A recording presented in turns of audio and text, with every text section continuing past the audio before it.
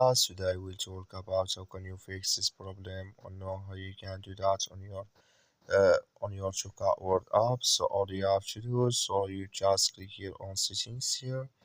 When you just click on settings, it's going to show for you list like this here. Then you go down, just keep going down, click here on apps. Come to apps list here and there you're looking for Toca Word app. So or just click on search. Then here add Toca Word app, just click on it here.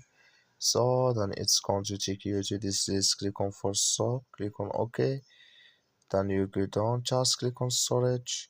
Come to storage list here, just click on clear cache. Then all you have to do, so you just go to your Play Store, click here on Play Store here.